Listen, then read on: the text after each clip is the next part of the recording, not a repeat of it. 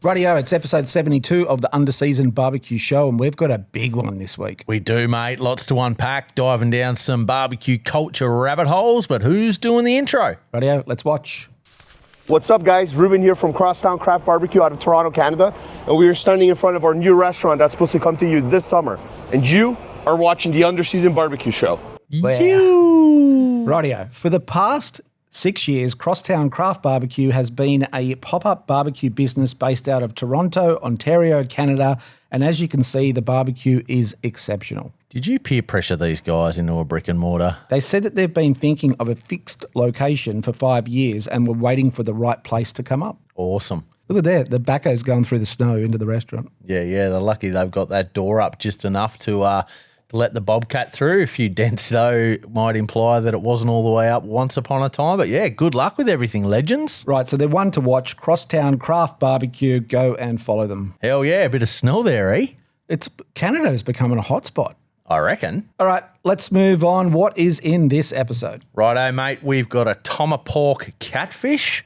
We're also diving right down into the business that is tenderism, and we've also got part 2 of our meat stock limited edition artwork. Action-packed. Action-packed. Let's move into the dishes of the week to get started. Now, if you're watching this video for the tenderism sort of expose that we're going to do, it will come later in the episode. You can skip forward if you want, but this is our normal, regular episode. We're going to squeeze in between. That's it. Like, subscribe, do all the things, and buckle up. Rightio, this one was posted by Ribs Smoked Snacks. His name is River West, and he's from Perth, Australia, and he is smoking meats and blasting beats. Definitely busting out some great cooks, that's for sure. I've been following along for a while. So he says, hey fellas, how do you rate this cook? Can I call this a pizza or is it more of a quesadilla? I think it's a quesadilla.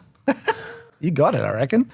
So it looks like a bed of cheese. It's then topped with beef oyster blade. It's lightly seasoned with Smokey Joe's Poco Loco, and then it goes into the smoker for a few hours, and then it's slow cooked in Barbecue Mafia's Birria broth with a few extras. Yeah, that Birria broth is legit too. He tops it with onions and cilantro and then onto some tortillas, and then it's dunked into the consomme. Yes, please. He said it hits hard on flavour. It's different enough to stand out, but still proper comfort food. And I did ask him, I'm like, look, apart from the presentation, how is it any different from a normal birria? Probably a little bit more soggy because I think there's a bit more of a filling than you would in a taco, but it still looks bloody amazing. So he says a traditional birria taco is softer and more of a stew. This one's got more of a chew to it. It's got more bark because it's got that hint of smoke and barbecue running through it. So he says before you even dip it, you still get that birria flavour, but with the texture of real barbecue. Yeah, that's it. And the best part about after you've finished whatever birria style you're smashing is you just neck that consomme and it's so good. He says that this has still got that messy dunk moment, but it's got that stronger hit of barbecue. I'm here for it. Looks great, hey? Fuck yeah. Okay, moving on. This one was posted by Jared Gertie, and these are squid ink, truffle, and parmesan sausages. And he says, super happy with how they came out. They look like elongated jelly beans. They definitely look weird, don't they? They do. This is the cross-section, just in case you're wondering. He said the taste was fantastic. The dominant flavour was truffle with parmesan at the end, and the squid ink, which gives it the colour, doesn't have much flavour to it at all. They look really good. I love the texture. Looks great. Looks so good. Almost little black pudding-esque. Just without the blood. Well, I can get behind this kind of black pudding. Yeah. All right, moving on. This one was posted by Mama Jean's Barbecue in Roanoke, Virginia, the United States, and that is a massive pork. What would you call it? Cutlet? It's a tomahawk. It's huge. It's ginormous. So if you can't see it here, someone has put their arm down to show that the scale of this thing is about as big as his arm. That's it. You've got a full rib, you've got the loin and the pork belly all in one delicious handled morsel. Now, when I first saw this, I thought to myself, I know what's going on here.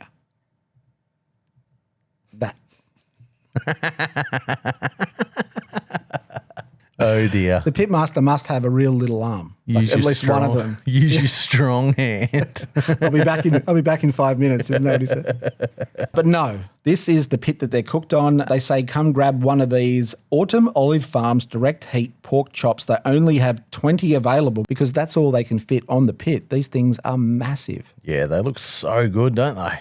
So I went looking. Autumn Olive Farms. It's an award-winning small family farm located north of Waynesboro in Virginia, USA, and they were big pork tomahawks. Definitely were. How big's the pig, bro? I went looking. This is the pig. They look more like woolly mammoths. The farm's signature pig is a OAF Birkabor. Yeah, right. It's got the long hair like a wild boar. So it's a cross between an English Berkshire and a Ossabaw Island hog. Jesus. They're massive. Huge. So commercial pigs are normally about 5 to 6 months old before they are processed, but these are roughly double that. He looks like the breeder, that one. All right, so epic work by Mama Jean's Barbecue there. These look absolutely sensational. It's good to see other barbecue joints sort of like breaking the mold a little bit. Yeah, that's it. They're not confined to being dedicated only to Texas style over that way, so good on them. Yeah, and I think it's just a refreshing change. Yeah, that's it. Support local. And if you're wondering what the rest of the barbecue is like, they also do cheesesteaks, cheeseburgers, coal-fired pork spare ribs, boudin links, chili Oaxaca sausages. They do smoked wings, pulled pork, brisket, mac and cheese, coleslaw, smoked potato salad, cucumber, tomato and onion salad, collard greens, pintos, a Brunswick stew, banana pudding, vinegar pie, and deviled ham salad. That is sensational barbecue. That's a lot going on, but I'm there for it. Pretty cool, hey? Super sick. All right, well done to those guys. Fantastic barbecue. And in Virginia. In Virginia. And good to see them cooking pork in Virginia because I think that's what Virginia's famous for, pork. Yeah, right. All right, next one. This one was sent to us by Cheshire Grill, and his name is Declan Rowlands. And what are we looking at? That is some form of pastrami. The colour. Look at the colour. It's almost like he's brined it in beetroot. That's what it looks like.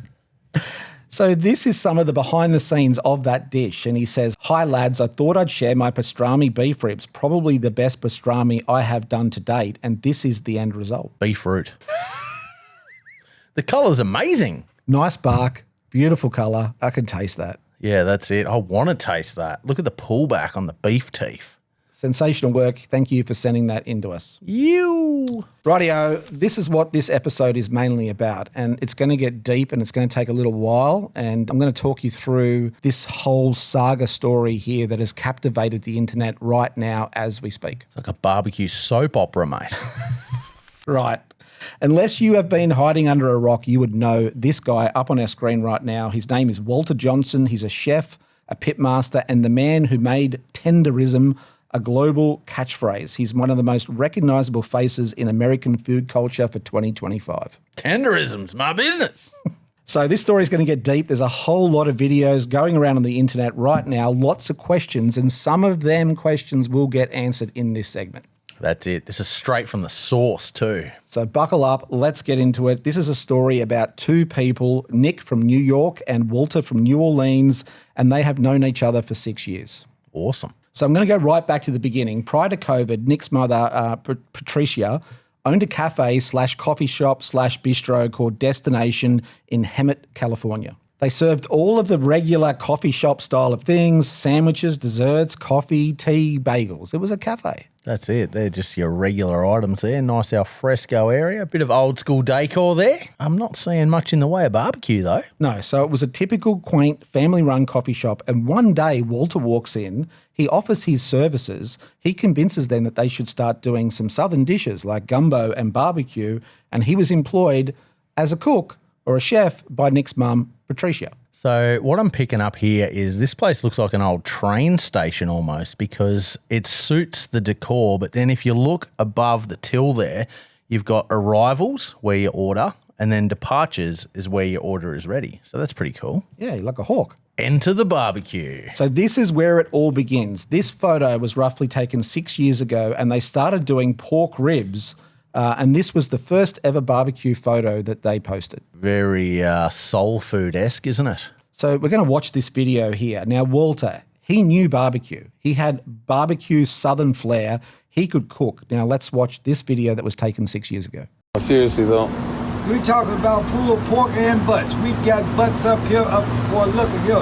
We talking about pork butts, beef butt. Hey, look right here, Nick. What do you got? Would you like brine drenched cucumber? So it was at this point that the cafe menu that they'd traditionally done and the barbecue menu almost started to join together. They did burgers, sandwiches, tacos, but it had a barbecue twist to it and people loved it. It was a huge hit. Walter had brought his barbecue experience to Destination, and together, these images here, they speak for themselves. They were onto something. Walter was doing the barbecue, Nick was doing the coffee. But keep in mind, Walter is an employee and Nick's family own the cafe. Yep. But this is kind of like that future school barbecue that we've been talking about, right? And in a cafe, this would have gone down like, imagine your local cafe was serving food like this. Yeah, that's it. You've got your classic sort of grilled cheese, bacon and egg sandwich going on here with beautifully smoked brisket slapped in the middle. And yeah, I think there was a Reuben a couple of slides back. That looked really good with some smoked pastrami. And yeah, I'd be pretty happy. So they were onto something. Walter was doing the barbecue, Nick was doing the coffee, and at this point, Walter had only appeared on their socials 5 times, and after that, he didn't appear for a whole other year. A whole year goes by in their feed where Walter doesn't exist. So this is where it gets a bit messy. Walter was MIA at some point. He had some issues he needed to take care of, and Nick was forced to learn how to cook barbecue himself. He'd obviously seen Walter cooking, but barbecue was now such a huge part of the business that Nick went all in on learning Texas-style barbecue. Awesome. So somewhere around this time, Nick takes over the business, Walter comes back, and the barbecue gets good, and I mean real good. It looks damn good. So I watched a lot of videos from around that time, and it was always Nick with Walter cooking together. Nick was doing the Texas-style barbecue, Walter knew Southern-style barbecue, and it worked. Perfect harmony. To be honest, they look like really good friends. They look like colleagues. And it was always the two of them in the videos that I could see here. But you can thank Richmond Jean and the 4 people that liked this comment, and they said, Walt needs more camera time. That was 119 weeks ago. And up until this point, Walt had hardly ever appeared on their socials. Yeah, right. So the cafe leans more into the Texas style of barbecue. It's more of what we call future style barbecue. Walter's oxtail is inspired by the South. They serve barbecue style tacos. It's inspired food. There's Texas style brisket. It's a bit of a mishmash, but people love it. I love it. How good does that look? Looks real good. That lady does not have a smile big enough for how good that barbecue platter looks. I don't know. She looks pretty impressed. Rightio. Daniel Vaughan, our most #1 influential person in barbecue today, as voted by us. It catches his eye and he comes and visits the place. Yes, sick. So they build a team of people. They had Butcher Bill, Hector Valdez, Luis Valdez, Ronaldo Foster, and they start fitting out a new premises, and the barbecue, it just gets better and better. Yeah, that's it. It's starting to really steal the spotlight, isn't it?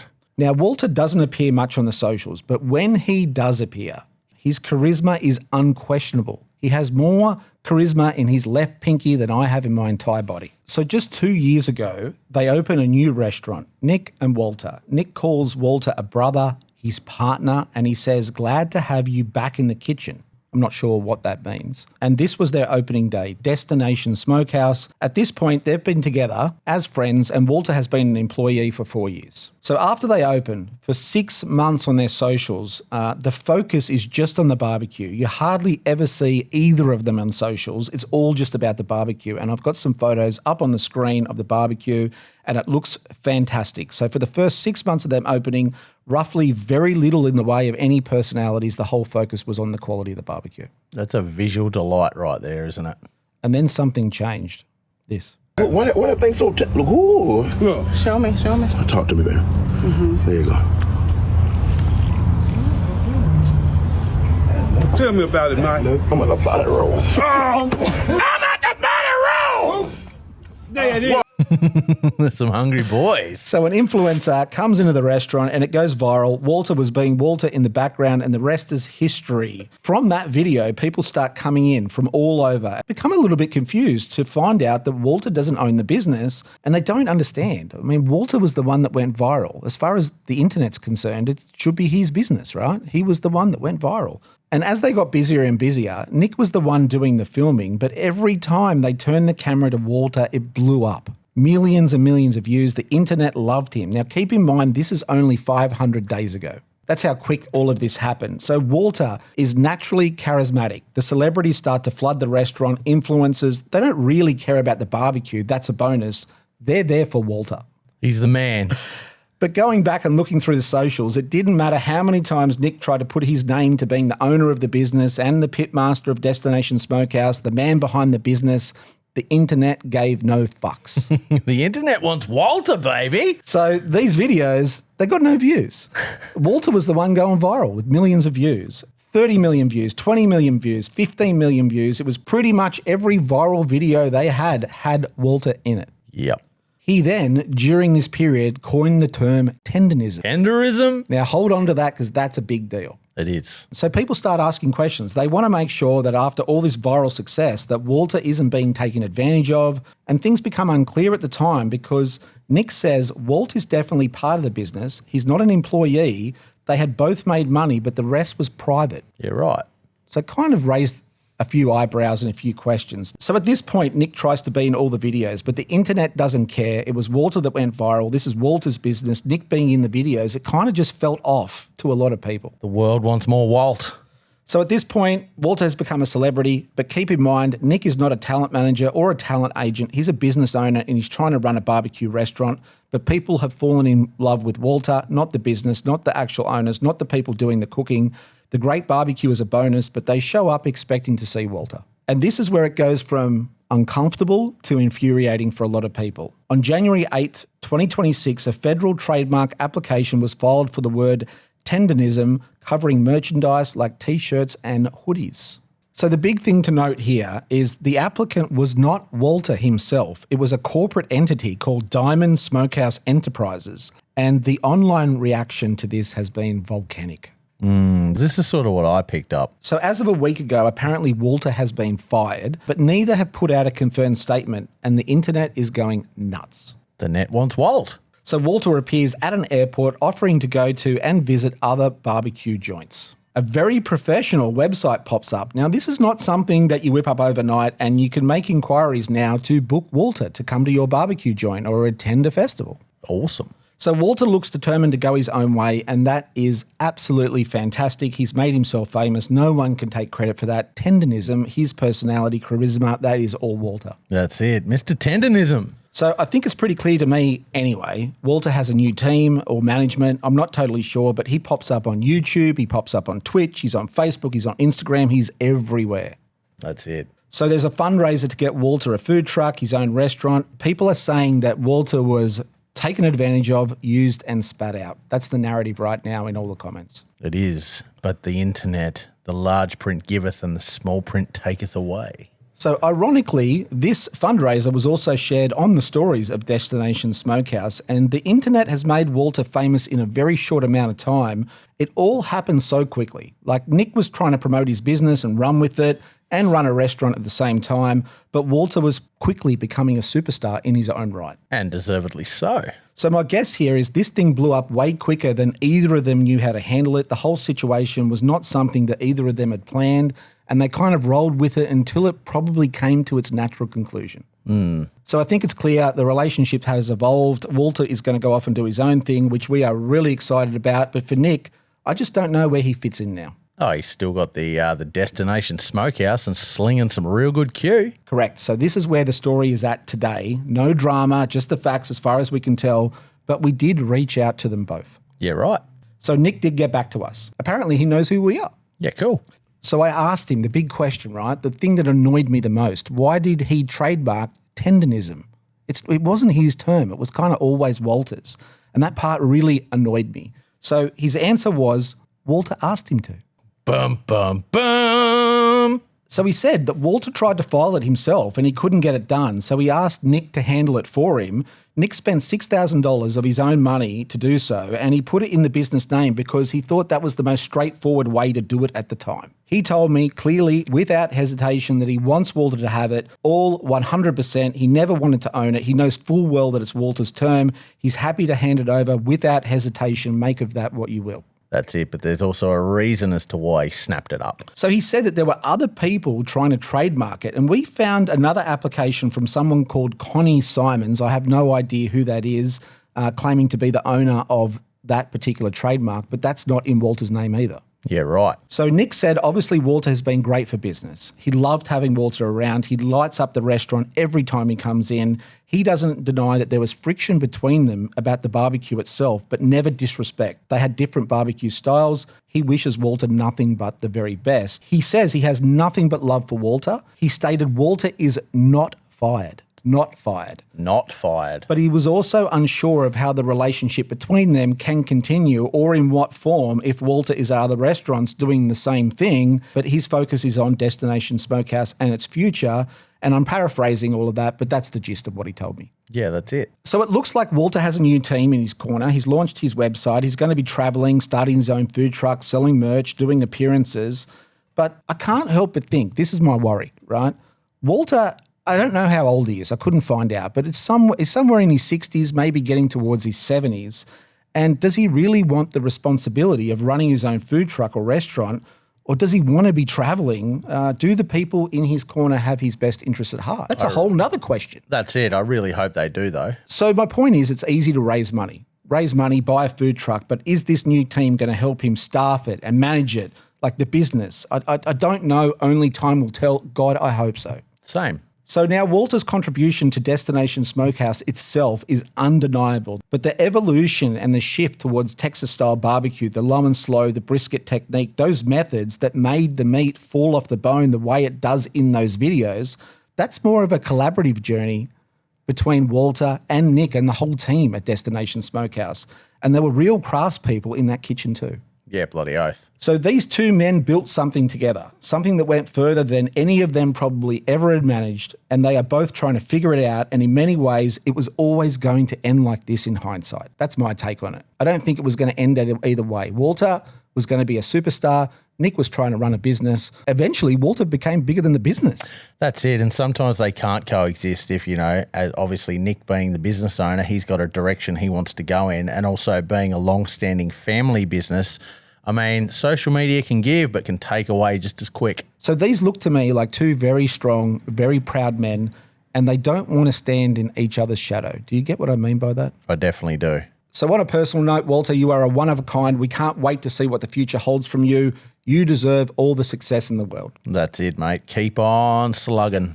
So that wraps this up, and time will tell what happens in the future. That's about as far up to date as we possibly can be. Obviously, Walter didn't get back to us, but we'll see how it all plays out, and we wish everyone involved the best. So hopefully we see Mr. Tenderism, because he is such a cool character, getting around and making a success, and we hope his team has his best interest at heart.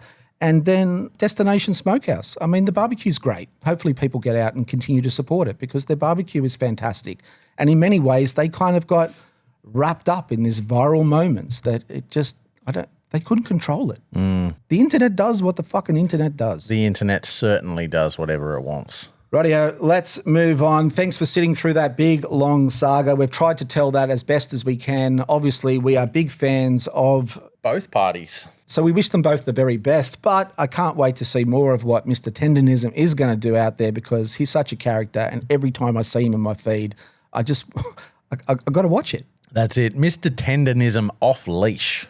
Okay, moving on to the news, and this photo here was sent to us by Red's Brisket Pit, and they are from Kent in the UK, and they say, "Hi guys, I'm the owner of Red's Brisket Pit. Love the podcast. We are opening a shop." Sick. Hopefully a barbecue shop. So they started off doing pop-ups and catering. This is a picture of their setup, and now this is some photos from the interior. It looks like they've got a decent size offset there, and they're fitting this out with a lot of timber. Looks pretty cool. Yeah, that's it. Hopefully that's going to keep them nice and sheltered from the English summer. Apart from the smoker, they also have an Argentine-style grill in the kitchen. That looks awesome. I'd love to play with that as a chef. Bit of live fire, bit of low and slow. You got the fryers there too and a griddle, so there's lots of room for activities, mate. But one of their dishes that caught my eye is the short rib. It's covered in a honey barbecue sauce with sesame seeds, chilies, and pomegranates to give it a pop and a little burst in your mouth, is what they say. How good are those pomegranate kisses, mate? Just pow. And they also say their meat is from the one and only John Davidson Butchers. Nice. Good look at brisket. Yeah. So this is one of their platters. They're using the Goldie's method, apparently. They hold the brisket overnight and they say smoke ring, flavour, bark, it's all perfection. That's it. Good looking platter. Nice spread. Might need to work on those napkins, though. Yeah, the napkins are a bit how you going, but that's all they're there for. Clean your face up at the end. So they'll be open on the 11th of March. Give them a follow, Red's Brisket Pit, or visit them in Kent in the United Kingdom. Hell yeah. Best of luck, guys. Right. We've got another big, important announcement to make. Do we?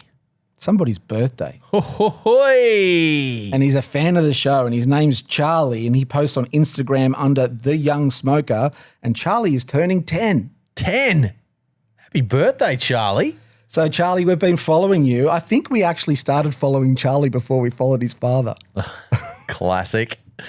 So he's been doing some great things in barbecue. We are really enjoying your cooks, mate. So a big happy birthday to Charlie turning 10. Nice one, Charlie. Keep kicking goals, bro. Love the barbecue content, mate. Rightio, a bit of art by Sigh, and you have been on the meat stock train smashing out these designs, and this is another cracker for Gippsland. This is the limited edition artwork for our first ever stop at Lardner Park in Gippsland down in Victoria. The way I tried to depict this one was we're bringing meat stock straight out of the gate, fired up, mate. We've got the pig there riding the bull. We've got the skeleton there strumming the music in the background, and all the sponos are in there, and just another fun, full colour hand-printed design, only available at Gippsland Meat Stock. So get your tickets. I'll be at that one, so I'll be there for high fives, a few cheerses and that sort of thing, and it's going to be a bloody good time. We haven't done this venue before, and I'm really looking forward to it. I wouldn't leave your shoes anywhere because I reckon Boomer's going to tie your laces together. It's all in good fun, mate. Boomer's a good sport. Yeah, as far as I'm concerned, we've got a pretty friendly relationship, but we'll find out. You keep throwing fuel on the fire, mate. Rightio, let's move on to the dish of the week. I am starving. That's it, mate. I've got a bit of a surprise for you this week. There's a Australian supermarket that every Easter goes a bit crazy with their varieties of hot cross buns. We're not going to say who because they don't warrant the promotion, but anyway, these are basically going to be Texas Twinkie style hot cross buns, mate, because we've got some Doritos inspired jalapeno cheese buns. I've then hit them with some ranch jalapeno cream cheese, some pre-cooked bacon, and then we've hit them with some brisket, mate. Wow. So hot cross bun is a dessert. Hot cross bun traditionally is, but every year these guys go a bit crazy with their collabs, like they've done Tim Tam ones, mint slice, and they've gone down the savoury route. So I've almost had to try and treat this like a bagel. So instead of the traditional raisins and that sort of thing in the bun itself, it's got jalapeno and cheese and Doritos cheese supreme flavour. And then you've doubled down on the jalapeno and the cheese again. Yes. And then you've topped it with bacon and brisket. Yeah, so it's basically Texas Twinkie ingredients on a hot cross bun. Rightio, bring it out. This is super exciting. And you've done a good job of that brisket. Looks good. Yeah, it's going all right. That's a bit of reheated brisket, or as Boomer would say, the leftover brisket. Let's go. Got the stunt cam out. I don't think a lot of people in the States won't know what a hot cross bun is. Every Boxing Day in Australia, supermarkets get ready for Easter and they put hot cross buns on the shelf, which are traditional, basically just like a raisin and I guess almost spiced bread mix, and then they use a very milky style pastry or bread mix over the top to form the cross. They usually eat them on Good Friday to symbolise the cross that some people's Lord and Saviour Jesus Christ might have died on. But they are an Easter thing, but now they have gotten ridiculous. Rightio, hold one up for me. Give me a little bit of a twizzle. A twizzle, bit of a squeeze, bit of a twizzle. So I've got the cream cheese on the bottom, the bacon, the brisket, all on a jalapeno cheese bun. Rightio, let's go in for the taste test. We've got to do the cheers first. I'm going to squash this down. It's too tall to wrap my jaw around. Cheers. Mate.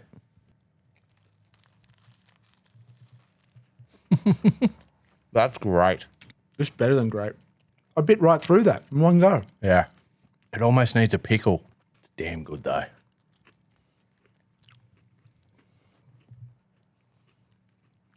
Okay, a couple of things. That's Easter breakfast. That is on par with that Blue October croissant sandwich we had in terms of how fucking amazing it is. I'd even go as far as to say it might even be better. Jesus, that's a big call because that was one of the best things I've put in my mouth lately. The fact that you've crispied the top of that up, so the bun is actually crispy as well. You haven't just relied on the soft bun. It's actually got texture to it. The brisket, The cream cheese, the jalapeno, the bacon. Fuck me. Well, I've basically just, I guess, deconstructed and reassembled a Twinkie in a different way, just using existing and loved flavour profiles, just building it. But yeah, putting the cream cheese on the bun and then putting it in the smoker, that's kept the bun somewhat moist and the top is just crunch. I'm going to say that's the best thing that we've eaten on this show in 72 episodes. Wow. I'm going to call it. This is the best thing. This is the best thing I've eaten on this show in 72 episodes. Might not be tenderism, but it's good. I don't know, man. It's good, but I still love that croissant. Croissant. I don't even know why I like it so much because I don't like hot cross buns. I don't fucking buy them. I don't participate in this phenomena that happens in Australia with this sweet, weird-looking fucking bun everyone buys.